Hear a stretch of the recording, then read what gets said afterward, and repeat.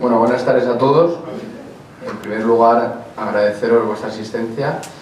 Mi nombre es Miguel Solana, yo soy miembro de la Asociación de la Guerra Imperial de los Jóvenes y bueno, pues agradecer toda la asistencia a la conferencia y el debate que vamos a tener sobre el lobo. En primer lugar vamos a presentar a Luis Suárez, que es el responsable de biodiversidad terrestre de WWF y un gran experto en el lobo ibérico en España. Así que cuando quieras, toma la palabra.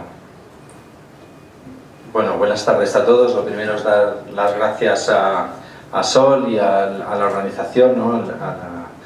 a la asociación por brindarnos la oportunidad de estar en este debate y que siempre es muy interesante, sobre todo con un público tan interesante por lo particular, ¿no? Y por lo que para nosotros representa por los largos años de colaboración.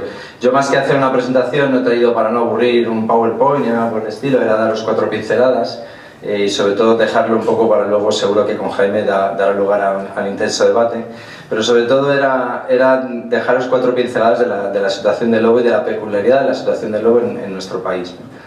Por un lado, en España tenemos una de las mayores poblaciones de Europa. En Europa hay una docena de poblaciones. Si quitamos las de los países más orientales, de los Cárpatos y algunas más al norte, ya metiéndonos prácticamente en territorio ruso, pues seguramente la población española sea, a nivel de lo que es Europa occidental, la más importante, ¿no? Tenemos todavía del orden de 1000 y pico, casi 2000 lobos. El número es un poco una incógnita, porque no se ponen de acuerdo los investigadores y sobre todo porque es complicado, es otra de las peculiaridades, es complicado censar lobos en España. ¿Por qué? Pues porque en el resto de los países, normalmente en países con climas bastante más fríos que el nuestro, las intensas nevadas del invierno permiten hacer un buen seguimiento de las manadas y del número de ejemplares, ¿no? En España sabéis que la nieve cada vez está más escasa, aunque últimamente hay momentos extraños donde podemos tener nevadas, pero excepto en algunas regiones muy localizadas, en la parte más alta de las montañas, no se puede organizar un seguimiento, no se puede basar una metodología en el seguimiento a través de las huellas en la nieve. Por lo tanto, digamos que se utilizan otros métodos un poco más complicados, que nos dan unos datos menos precisos, y ahí es donde, digamos, demos lugar. Esto es como yo siempre digo, como las encuestas, ¿no? Que uno ve que las encuestas parece que dicen unos datos, pero luego cuando las pasan por eso que llaman el laboratorio y todas esas, cada uno las interpreta, sobre todo si son partidos políticos, de una forma completamente diferente. Pues esto es un poco similar, ¿no? Con los datos, digamos, de base, las interpretaciones pueden dar a datos un poco diferentes. Pero el acuerdo es que hay esa población de lobos. Y por otro lado, aunque está una de las mejores poblaciones de lobo en toda Europa, también está la población de lobos más amenazados de toda Europa. Y eso me refiero sobre todo a la población más al sur, en concreto a la población de lobos de Sierra Morena, que está prácticamente, si no a punto de extinguirse, prácticamente extinta. Hablamos de una única última manada, y otras poblaciones han desaparecido, con lo cual tenemos esa doble vertiente, ¿no? Por otro lado, tenemos una situación desde un punto de vista de la gestión un poco compleja, puesto que, de acuerdo a la Directiva Hábitats, hay la Directiva de Conservación de Especies a nivel europeo, hay una línea divisoria que parte el Estado español en dos, que es el río Duero, al norte del cual la especie está protegida, pero se permite una cierta gestión, lo cual, para traducirlo en términos más coloquiales, permite la caza o permite una gestión cinegética, aunque no se aplica en todas las comunidades al norte, mientras que al sur del Duero la especie está estrictamente protegida, es decir, no se puede cazar y solo se permite abatir algún lobo bajo circunstancias muy excepcionales y bien justificadas. Eso genera, digamos, esta dicotomía, ¿no? de gestión, que en algunas comunidades es un poco extraña, y que desde luego no facilita las cosas. Y por último tenemos el estado de la nación, es decir, tenemos varias comunidades con lobo, cada una con una aproximación completamente diferente, desde comunidades que la protegen y no la cazan, pese a que tienen esa opción, a comunidades como Asturias que ahora la cazan pero no la cazan, puesto que el último plan dice que se puede cazar en monterías sin que se considere especie cinegética, lo cual todavía no sé cómo se va realmente a hacer, a comunidades como Castilla y León que la reconocen como especie cinegética al norte del Duero, mientras que al sur estaría estrictamente protegido. Y luego tenemos comunidades al sur donde debería estar protegida pero está en una especie de limbo, puesto que no hay planes de recuperación. En ninguna comunidad autónoma al sur del Duero hay planes de recuperación de la especie, pese a que es una obligación de acuerdo a la normativa, y eso es lo que ha permitido sin duda que haya quizás desaparecido en los últimos años. ¿Qué está pasando con el lobo? ¿Hay menos lobos, más lobos? Ese es el otro tema de discusión, ¿no? Pues ya os decía que Para nosotros la dificultad, o para cualquier técnico que trabaja con la especie, la dificultad está en saber exactamente cuántos lobos hay, pero lo que sí está claro es que hay una indudable expansión del lobo en algunas zonas.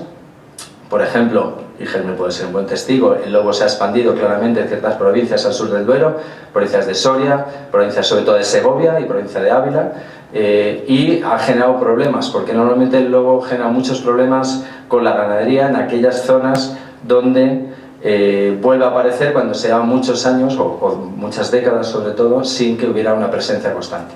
Eso implica cambios en la gestión del ganado y eso implica conflictos. Evidentemente, si durante 40 años no has estado poniendo medidas para evitar ataques del lobo, te relajas, ya no tienes por qué poner esas medidas y el lobo aparece, vuelve a generar ataques y por lo tanto genera conflictos. Eso ocurre mucho, por ejemplo, en la provincia de Ávila, donde además se va viendo otra evolución que yo creo que está ocurriendo en casi todo el norte. Cada vez hay menos ganado extensivo tradicional de ovino, o de caprino incluso, y cada vez hay más ganado de vacuno. ¿Por qué? Pues porque el vacuno, aparte de ser más rentable, tiene un tipo de gestión que requiere menos presencia habitual del pastor o del ganadero. No hay que estar como el ovino de toda la vida, tradicionalmente yendo con las ovejas al campo las 12 horas o 14 horas del día que estén dando vueltas, ¿no? La vaca la puedes dejar más en el monte y de vez en cuando a verla. Eso no implica que evidentemente la abandones, ¿no? Pero no estás todo el día manejando el ganado. Y eso hace que por un lado haya, y luego además entiendo que es más rentable económicamente, eso hace que haya más ganadero que se esté dedicando al vacuno, que además permite una segunda actividad, pero que también genera más problemas, porque el vacuno es más difícil de gestionar de cara a la protección del ganado. Es decir, el ganado ovino lo puedes cerrar, normalmente se cierra en algún recinto por la noche y lo puedes proteger, mientras que las vacas quedan libres en el campo y por lo tanto son susceptibles de recibir más ataques, sobre todo lo que se refiere a los chotos, y ahí hay los grandes daños. Con lo cual tenemos esta situación de expansión en algunas provincias, o sea que os digo que se ve quizás compensada con la desaparición en otras provincias, ¿no? Y con la desaparición al sur del Duero. Y para nosotros, sobre todo, el gran reto es que cada vez en esa expansión del lobo, que está volviendo a colonizar nuevos territorios, sabéis que hay una manada asentada en el norte de la Comunidad de Madrid, otra vez ha vuelto a entrar en la provincia de Guadalajara y parece que está en algunas zonas expandiéndose. Está el reto de hacerlo compatible con la actividad tradicional, sobre todo con la actividad ganadera tradicional, donde creemos que está el quid de la cuestión. Cuando nos preguntan si el lobo debe ser especie cinegética o no, pues realmente, evidentemente a mí como conservacionista no me parece la solución. Es decir, a mí no me gusta que se maten lobos. Puedo entender o puedo aceptar que en determinadas situaciones pues haya que matar algún ejemplar cuando se producen muchos daños, porque no tiene que ser el ganadero el que soporte la conservación del lobo, eso está claro. Pero por encima de ese caso, no, creo que el problema es hacerlo compatible. Para hacerlo compatible lo que tienes que reducir son los daños. Y eso no lo consigues matando lobos, por la sencilla razón de que si tú matas un lobo en una zona y el lobo tiene querencia por esa zona, va a volver a aparecer sistemáticamente una y otra vez. Es lo que les puede estar ocurriendo en determinadas zonas. Y el ejemplo además de si es bueno o malo, si se debe gestionar desde un punto de vista cinegético o no, lo tenemos en que hay muchos conflictos en zonas que son cinegéticas. Puede ser, por ejemplo, en el norte de la provincia de León o en Zamora, también hay algunos conflictos, sobre todo más en León, y lo tenemos en zonas que no son cinegéticas. Con lo cual nos indica que el problema no es tanto de gestión de si matamos o no lobos o si lo hacemos a través de la caza, sino tanto más bien de la gestión que haces de la ganadería, que es donde suele estar la mayor parte de los conflictos. Por lo tanto, si hay una población estable, hay una población creciente, hay una población bien conservada y bien gestionada de lobos, y se ha garantizado que no hay conflictos, ¿es compatible la gestión del lobo, la presencia del lobo, con una gestión cinegética bien desarrollada? También, eso es verdad, no podemos negarlo. Quiere decir que el lobo bien gestionado cinegéticamente no es el motivo de la desaparición de la especie. Lo que es motivo de la desaparición de la especie es la persecución sistemática, el que se mate lobos de forma ilegal, que es lo que ocurre todavía en algunas zonas, y el que se haga sin un control de la población y una gestión de la población, que es lo que reclamamos. Y en definitiva, digamos que para nosotros, insisto, el quid de la cuestión no es tanto para nosotros discutir sobre si se debe, se debe aplicar un modelo o no, sino tanto como si somos capaces de reducir los conflictos. Y para eso hay que trabajar con un sector que para nosotros es clave, que es el de ganadero en extensivo, que además en general en este país está desapareciendo. Por último, por no enrollarme demasiado, ¿cuál es el mensaje a vosotros, que formáis parte del sector cinegético, pero en general, formáis parte de un sector cinegético que está en el otro lado, ¿no? Aunque estemos en zonas ya de de transición, ¿no? El lobo ha desaparecido sobre todo de aquellas zonas donde están las grandes propiedades, donde se practica sobre todo en grandes fincas valladas, donde se practica sobre todo una caza mayor, ¿no? Lo cual, igual que ha beneficiado a otras especies, como puede ser el lince, con el que trabajamos intensamente, parece que no le ha venido bien al lobo. Bueno, pues yo ahí lo que venía hoy es con un mensaje, y es, recientemente en Andalucía se ha puesto en marcha distintas iniciativas. Una de ellas es un manifiesto que se llama el Manifiesto de Cádiz por la conservación del lobo, pidiéndole a la Junta de Andalucía que reaccione por la conservación del lobo. Y yo vengo un poco a transmitiros ese mensaje de que creo que la propiedad privada y los representantes del sector cinegético deberían de abanderar esa petición, porque de la misma forma que en muchas fincas la presencia de grandes especies como el águila imperial o como el lince se ha visto como un símbolo de buen estado de conservación de ese entorno, creo que la presencia, que creo que no nos podemos permitir la desaparición de un lobo como especie de muchas zonas del sur de la península ni del suroeste, ¿no? No podemos permitirnos que el lobo desaparezca de Serra Morena, como me parece inaceptable que hayamos permitido que desaparezca de Serra de San Pedro, ¿no? Y creo que esa bandera la debería llevar con orgullo el propio sector cinegético, puesto que muchas de estas fincas, creo que todos somos conscientes de que uno de los problemas mayores de conservación es una cierta o una elevada carga ganadera, tanto de reses, sobre todo de reses salvajes, ¿no? que muchas veces ni siquiera a través de la propia actividad cinegética conseguimos rebajar, ¿no? Y la presencia de una especie como el lobo creo que no generaría tantos problemas, al revés, contribuiría a mantener un mejor equilibrio ecológico y daría también pues una mejor todavía imagen de que esas grandes propiedades, igual que están trabajando con especies aparentemente fáciles, ¿no? Como el águila imperial o el lobo, también son capaces de trabajar activamente por la conservación como el águila imperial y el lince, también son capaces de trabajar activamente por la conservación del lobo. Yo es un poco el envite, ¿no? que os he hecho, y que me gustaría que fuera un tema de debate hoy para ver si hay una posible vía de trabajo, porque de verdad sería una cosa muy interesante y yo creo que además es el momento de plantearlo. Muchas gracias, Luis. Antes de comenzar el debate vamos a dar paso a Jaime, que es un gestor propietario de finca y que nos cuente un poco su experiencia con el lobo. Hola, buenas tardes. Bueno, pues yo soy Jaime Patiño, me conocéis la mayoría, soy arquitecto, soy gestor de ganadería y de campo y sobre todo, pues ahora soy más famoso porque soy un hombre combativo y soy sufridor de los lobos. Cuando digo sufridor de los lobos, digo que me han matado 450 terneros directamente, a lo largo de unos 10 años, a una media de 50 terneros al año. O sea, creo que soy, desgraciadamente, una de las máximas autoridades en este mundo tan proceloso. Yo me defino como un hombre de campo, a pesar de que soy arquitecto y que tengo otras aficiones también, pues por la familia y por mi forma de vida me considero un hombre de campo. Y tengo un enorme respeto tanto por el campo como por quien vive en ellos. Me considero también un náufrago en este mundo de los ciudadanos, donde la gente no me entiende. Yo creo que lo primero que hay que poner son soluciones. Todo el mundo nos dice, y por eso no respeto mucho a las organizaciones ecologistas en el tema del lobo, porque, como decíamos en la escuela, si no aporta soluciones eres parte del problema. Entonces son como unos guerreros que vienen a pelear con nosotros y yo soy los daños colaterales, a los cuales no les importan absolutamente nadie. Nadie ha venido a verme después de haber tenido 450 terneros muertos. Nadie ha querido buscar una sola solución. Nadie ha venido a ayudarme a reclamar a la administración. Absolutamente nadie. Y tengo que reclamarlo todo judicialmente contra mi dinero. Eso es lo primero que quiero decir.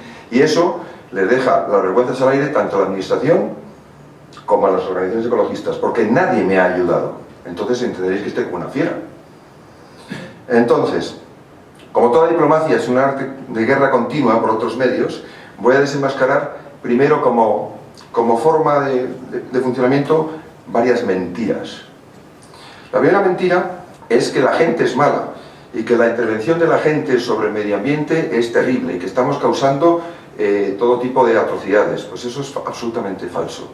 Todos los campos de cultivo, todos los árboles plantados, todas las dehesas extremeñas, todo lo que hemos hecho es trabajo de generaciones. Y el hombre es una pieza fundamental en el medio ambiente. Y es quien ha creado todo. todos los grandes pastos, todo. Y todos, hay una serie de gente que piensa que nosotros somos unos señores que estamos ahí como vampiros, chupándole la sangre a la tierra, que vivimos del cuento y que tal, y que lo único que estamos es usurpando un lugar a los lobos y a las especies salvajes y que realmente somos unos estorbos. Pues absolutamente falso. Yo quiero decir que todos los esfuerzos de generaciones están a punto de perderse en el norte de España por culpa del lobo. Hay gente que está, como decía Luis, abandonando la ganadería, pero no porque seamos más tontos y no hayamos aprendido a convivir con el lobo, no, porque es que no es rentable. Es que yo, a lo mejor, pues de alguna manera puedo medio sobrevivir a pesar de la ruina que tengo con 450 terneros demostrados, pero hay gente que no se lo puede permitir. Y estos señores, mi obligación es decir todo esto porque me parece injusto y tenemos la obligación de defenderlos. Otra gran mentira, y esta sí que me molesta, es el tema de la conservación y la extinción. Es absolutamente falso que el lobo, a diferencia del lince o del águila imperial, esté extinguido o haya que conservarlo. La extinción se debe a dos motivos. Una, reproducción limitada, número uno. Y dos, un hábitat especial. En cuanto al lobo, el lobo cría como un perro, como sabéis. Es un animal que no presenta especial problema porque se aparea y tiene bastantes crías. Desgraciadamente yo sé bastante de eso porque tenemos un montón en casa. Y lo segundo, el hábitat. El hábitat, el lobo vive desde las montañas con nieve hasta el desierto, pasando por los basureros. O sea, realmente no existe extinción. Otra cosa distinta es la presencia. Resulta que yo me tengo que atener a las leyes y tengo que cumplirlas, ¿de acuerdo? Y hay gente que ha decidido que yo tenga lobo, ¿de acuerdo? Pero a mí, independientemente de que yo tenga que cumplir las leyes, no me parece éticamente correcto. Creo que hay que poner las cosas en su cota y en su sitio. Y el lobo no está en peligro de extinción. Si alguien dice que las poblaciones del sur tienen cierto peligro porque hay una endogamia, es muy sencillo, se lleva como hacemos con los caballos. Te llevas un macho, lo cruzas y se acabó la historia. No hay más. Sencillamente. Por último, otra gran mentira es, y yo creo que la culpable de la gran afinidad que hay sobre el lobo, es la afinidad con el perro. Ahora mismo hay una película que van a contar, que no he visto todavía y espero no ver, sobre el lobo y lo bueno que es, Félix Rodríguez de la Fuente, el hombre que vivía entre los lobos, toda esta historia. Y es por una afinidad con el perro. Pues no es así. Y luego, voy a decir que ¿quién quiere al lobo? Bueno, pues en general, una enorme cantidad, nosotros, la gente de campo, somos menos del 5% de la población, es amado por la gente que lo ve, pues como en el libro La Selva, un movimiento donde intentamos asociar a los animales con las personas, y creemos que es así, que hablan y que son buenos y tal. Quien no ha visto uno en su vida, me atrevería a decir que el 99% de los españoles, y desde luego quien no sufre sus males. Y por último, el que más le quiere de todos es el que vive del cuento. Eso les le adoran, como podéis imaginaros. Entonces, yo creo que tengo que cumplir la ley, mi lucha y mi batalla es por poder sobrevivir al lobo, y quiero decir que el lobo me hace daños en el ganado, en la caza, en las personas y en todo. Ahora mismo había en el Wall Street Journal había un artículo muy importante de una señora en Alemania que tenía miedo ya a pasear porque había visto los lobos cerca. Y eso va a llegar, porque el lobo no es un alma de caridad. Pues espero que entendáis por qué no lo quiero cerca de casa. Muchas gracias.